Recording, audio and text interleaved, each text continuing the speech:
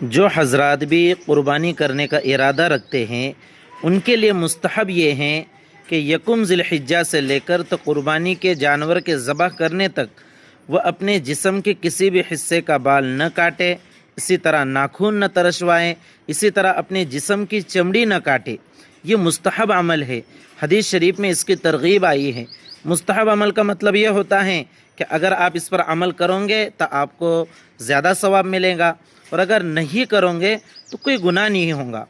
چنانچہ حدیث شریف میں آیا، ام المؤمنین حضرت ام سلمہ رضی اللہ تعالیٰ عنہ سے مروی ہے کہ آپ صلی اللہ علیہ وسلم نے ارشاد فرمایا، جب ذوالحجہ کا پہلا عشرہ شروع ہو جائے اور تم میں سے کسی کا قربانی دینے کا ارادہ ہو تو وہ بال، ناخن یا کھال کا کچھ حصہ نہ کاٹے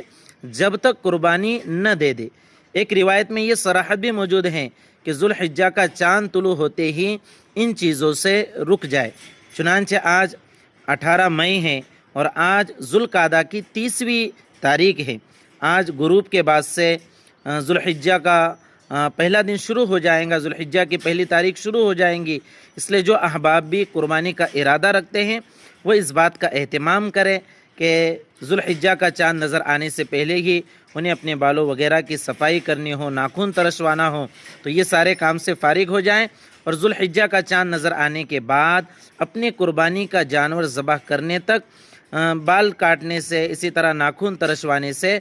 بچے رہے۔ لیکن ساتھ میں یہ بھی یاد رکھے کہ یہ مستحب عمل ہے۔ اگر کوئی اس پر عمل نہیں کرتا اور ذوالحجہ کا چاند نظر آنے کے بعد بھی اگر وہ ناخن ترشواتا ہے یا اپنے جسم کے کسی حصے کے بال کاٹتا ہے تب بھی وہ گنہگار نہیں ہوگا اور اس کی قربانی بلا کراہت درست ہو جائیں گی۔ یہاں پر یہ مسئلہ بھی